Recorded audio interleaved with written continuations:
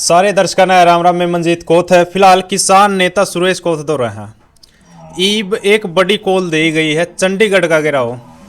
चंडीगढ़ का घेराव में मतलब किस तरह घेराव रहेगा, के कुछ मांग है, क्यों चंडीगढ़ का घेराव करने लाग रहे हैं, बातचीत कराएंगे। सुरेश कोथ जी हैं। और एक बड़ी बात भाई आप लोगों ने बताना चाहूँगा, और आपने बेरा भी है कि जब धार्मिक दंगे होने लग रहे थे उस टाइम पर सुरेश कोथ ने बड़ा एक्शन लिया था उस टाइम पे। यानी ई बातचीत कराएंगे कि उस पर ई भी काम चल रहा है, किस तरह कुकर के है। उस टाइम पे नुकाया था बीजेपी सरकार जातीय दंगे करवा रही है या फिर धार्मिक दंगे करवा रही है, उस पर बातचीत करें। प्रधान जी राम राम। राम राम जी। प्रधान जी, जो चंडीगढ़ का घेराव है कि कुछ मामला है यो? देखिए, ये किसानों का प्रोग्राम है। वैसे तो मेरे ठंड लग रही है, ज्यादा नहीं बोलना ज्यादा। पूरे भारतवर्ष के अंदर ये हमारा संयुक्त मोर्चे का प्रोग्राम है। हर स्टेट अपने अपनी राजधानी में 72 घंटे का महापड़ाव लेकर के जा रहा है। इसके मेन जो मुद्दे हैं, एमएसपी का कानून। संयुक्त मोर्चा का जब 13 महीने तक बॉर्डरों के ऊपर आंदोलन चला, उसकी सारी पेंडिंग रहती हुई मांगों के ऊपर है, जिसमें हमारे लखीमपुर के शहीदों को आज तक न्याय नहीं मिला। लखीमपुर का जो दोषी है जय मिश्रा टैनी, वो आज भी केंद्र में मंत्री बना बैठा है, उसको हटवाना। उत्तर भारत के अंदर बाढ़ों का बड़ा मुद्दा है। आज हरियाणा के अंदर डीएपी खाद नहीं मिल रही। स्थानीय मुद्दे भी मतलब उसमें होंगे। ये इन चीज़ों को लेकर के जहां राजस्थान के किसान जयपुर में होंगे, उत्तर प्रदेश के लखनऊ में होंगे, तो उसी तरह हरियाणा के किसान चंडीगढ़ में होंगे, पंजाब के किसान चंडीगढ़ में होंगे। पंजाब के किसान पंजाब के राजभवन की तरफ जा रहे हैं, हरियाणा के राजभवन की तरफ जा रहे हैं। यानी हम पंचकुला साइड से चंडीगढ़ में जाएंगे। ये हमारा 72 घंटे का पड़ाव होगा। ये लगभग पंचकुला में ही लगने की संभावना है। चंडीगढ़ तो एंट्री नहीं करने देती। ये हमारा एक दिन का प्रोग्राम नहीं है, 26, 27, 28 का प्रोग्राम है। अगर सरकार इसके दौरान किसानों से बात करके हमारे कुछ मुद्दे हल करती तो अलग बात है, वरना 28 को हम कोई न कोई बड़ा प्रस्ताव भी वहाँ पास कर सकते हैं, जो कि सरकार के गले की फांस बढ़ के खड़ा हो जाएगा। इसमें सबसे मोटी बात यह है कि हमारा जब आंदोलन संपन्न हुआ उस समय मोदी सरकार की तरफ से एक लेटर आया था कि हम एमएसपी के ऊपर एक कमेटी बनाएंगे, जिसमें संयुक्त मोर्चा के मेंबर भी शामिल होंगे। और वो कमेटी की जहां बनाने की तब बात आई तो ऐसे लोगों के नाम उसमें ले लिए गए जो उसे, और हमारी सबसे पहले मांग तो ये थी कि कमेटी ये तय करे, सबसे पहले तो दिमाग में ये बनाए कि एमएसपी के ऊपर कानून देना है, वो कमेटी ये तय करे कि कितनी प्रोक्योरमेंट हर साल बढ़ाई जाएगी, कितनी और फसलों का एमएसपी के अंदर लिया जाएगा। मगर उस कमेटी का रूप इन्होंने क्या कर दिया कि जो विविधीकरण के नाम पर भी वो प्रस्ताव पास करेगी या जैविक खेती के ऊपर भी वो करेगी। यानी एमएसपी की कमेटी को एक दिशा भटका करके हमारे से कहने लगे 1-2 मेंबर दे दो। जब सरकार के 25 मेंबर बना रखे, हमारे 2-3 मेंबर, फिर कोई महत्व नहीं रहता, हमने इनकार कर दिया था। यानी हमारे साथ वादा खिलाफी हुई है। हम मोदी सरकार को याद दिलाने के लिए पूरे देश की राजधानियों में बैठे हैं। या तो सरकार की बात सरकार किसानों की बात सुन लेगी, वरना आने वाला 2024 में किसान भी मोदी को याद दिलाने के लिए तैयार रहेगा एक पार्टी के रूप में कि आपने किसानों की बात नहीं सुनी तो हम आपके खिलाफ जा सकते हैं। मतलब जो लड़ाई पेंडिंग रही थी वह दोबारा फिर उसे खातिर जाने लगे, कुछ स्थानीय मुद्दे भी लेके चलोगे तो देखिए, हाँ, वो आंदोलन हमने संपन्न नहीं किया था। बहुत से साथी इस बात ने समझ नहीं रहे आज भी। ये सोचो 13 महीने आंदोलन चाल के खत्म हो गया। आंदोलन खत्म नहीं किया था हमने। हर समय एक ही तरह का आंदोलन नहीं होता। हम लगातार 2 साल से घर आ रहे, उसके बावजूद भी लगातार प्रोग्राम दे रहे। कभी हम पुतले फूक रहे हैं, कभी हम ज्ञापन दे रहे हैं, कभी हम यात्राएं निकाल रहे हैं। ये सारी एक आंदोलन का हिस्सा है।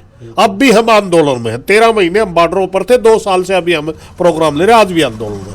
वो एक लगातार आंदोलन का हिस्सा है। उसी आंदोलन का हिस्सा है 72 घंटे का पड़ाव हमारा पूरे देश की राजधानियों में। उसी तरह का नज़ारा आपने देखने के लिए आएगा जो आपको सिंगू बॉर्डर और टिकरी बॉर्डर पर देखा जाया करता है। उसी तरह का हमारे 3 दिन तंबू देश की राजधानियों में होंगे। हमारे हरियाणा के तंबू पंचकुला में लगने वाले। तो मेरी मांग है सरकार से कि वो आप जल्दी से किसानों के संयुक्त मोर्चा से बात करके मुद्दे हल करो, वरना बाद में हमारे ऊपर आप ब्लेम करोगे कि आप इस तरह के फैसले लेते हो, ये गैर राजनीतिक संगठन है, राजनीतिक फैसले क्यों लिए जा रहे हैं, जबकि संयुक्त मोर्चा सिर्फ किसानों का आंदोलन लड़ने के लिए बना था। बाद में इस तरह के सवाल हमारे गोदी मीडिया के साथी हमारे से पूछेंगे, लेकिन हम लगातार इनको याद दिलवा रहे हैं कि हम गैर राजनीतिक संगठन है, हमारा जो संयुक्त मोर्चा बना है ये सिर्फ आंदोलन लड़ने के लिए बना था, किसानों की मजदूरों की मांगों के ऊपर बना हुआ है।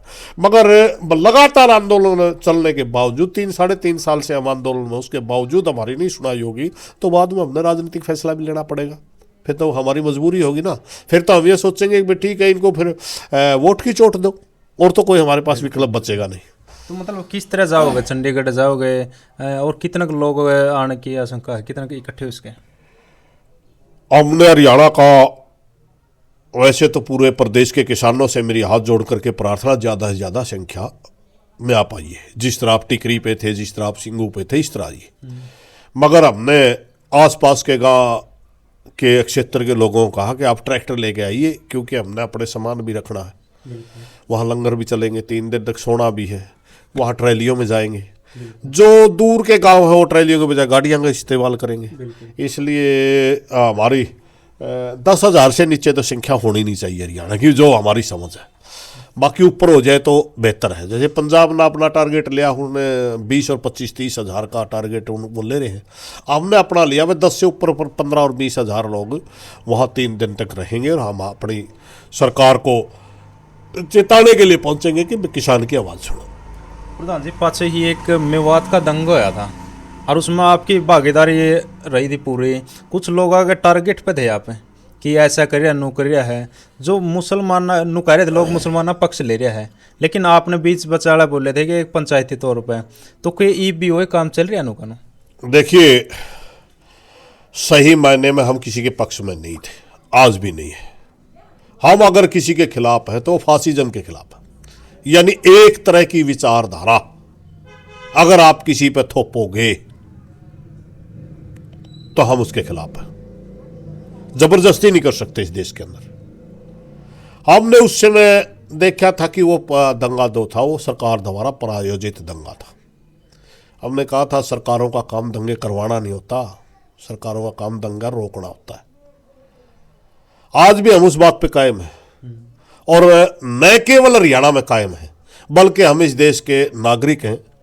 पूरे देश के अंदर एक आगे आने वाले टाइम में आप देखोगे बहुत अच्छी मुहिम भी चलने वाली है, जिसका रूप यही होगा, जिसमें दलित, आपका आदिवासी, आपका हमारा खापों वाला कल्चर, हमारे सिख भाईचारा, ईसाई भाईचारा, मुस्लिम भाईचारा, ये सारे के सारे इकट्ठे होकर के एक ऐसी मुहिम इस देश के अंदर हम चलाने जा रहे हैं, जो एक ये फासिज्म की जो इन्होंने हिंदुत्व के नाम से देश में एक अलग तरह का माहौल पैदा करना चाहते हैं,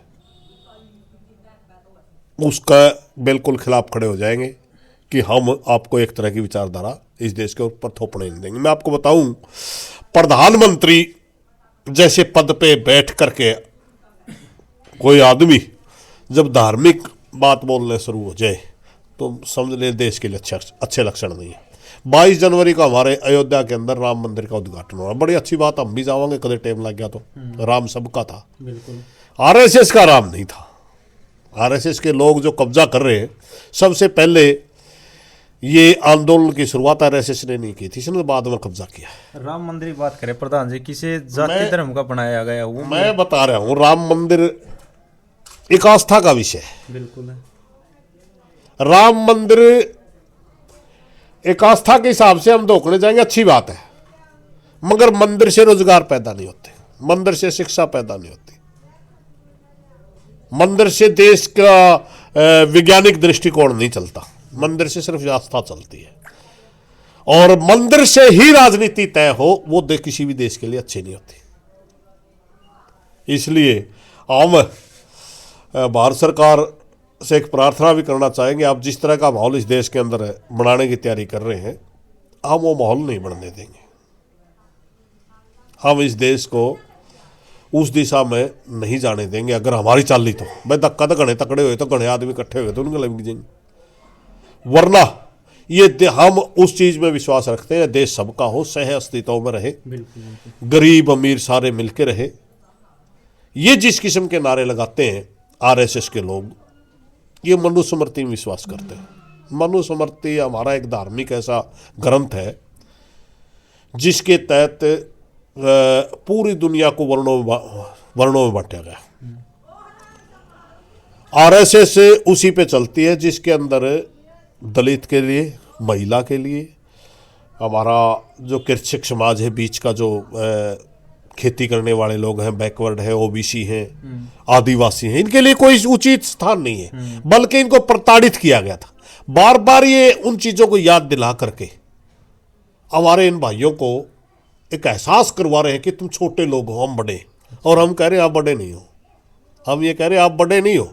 अगर उस समय इस किस्म की आपने देखिए कि कोई गरीब आदमी, अगर कोई पंडित जी श्लोक पढ़ रहा है और कोई गरीब आदमी ने सुन लिया तो उसका कान में शीशा डाल दिया जाता था। उसको स्वर्ण युग कैसे कहेंगे, जहां एक पशु से बदतर जिंदगी हमारे दलित भाइयों ने जीनी पड़ी, उसको आप स्वर्ण युग कैसे कह सकते हैं?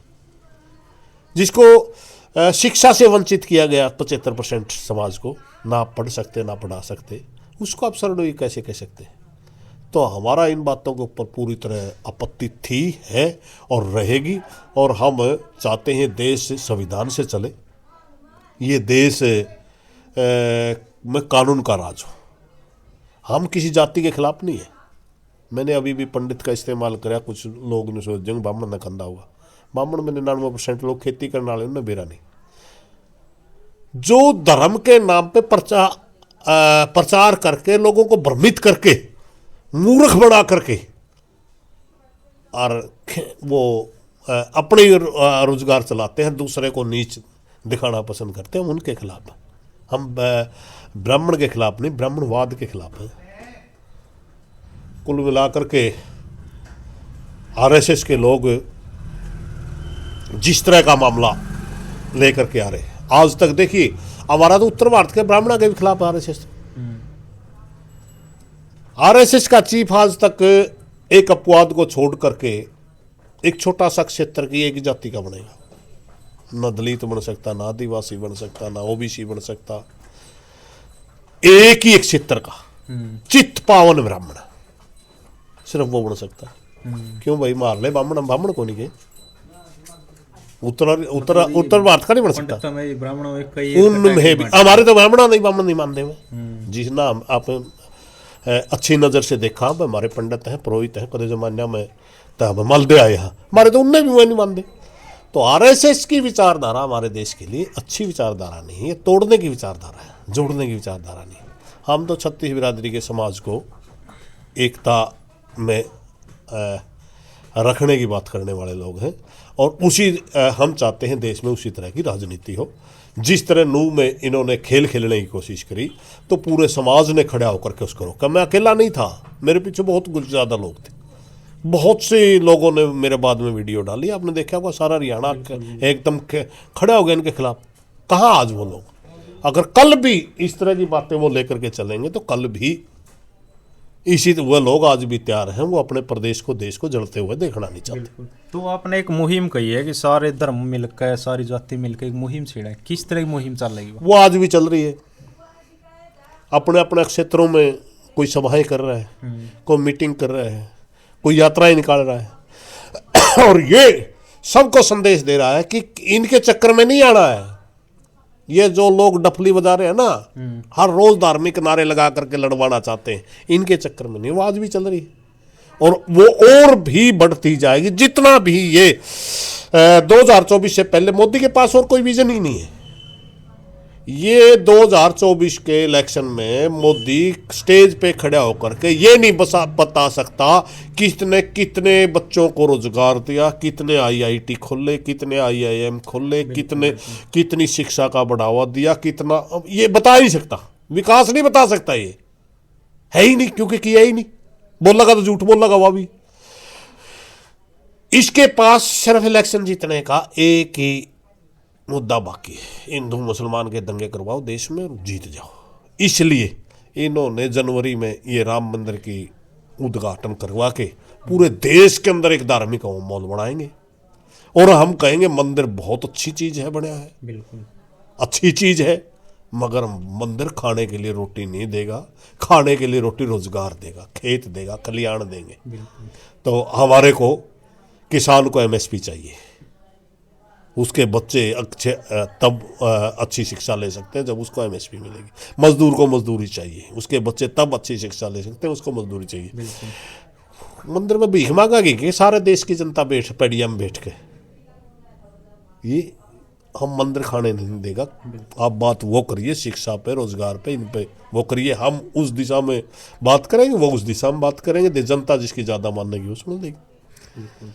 तो शिक्षा स्वास्थ्य पे बात होनी चाहिए, रोजगार पे बात होनी चाहिए, प्रधान जी ने बताया है।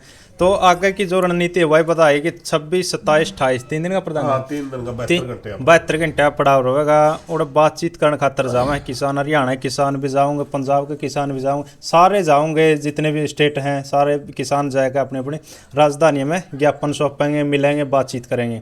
तो जो भी आगे की अपडेट होगी आप लोग शेयर कराएंगे। तो इस वीडियो ने भी अपने ज़्यादा से ज़्यादा शेयर करना है। तब तक के लिए जय।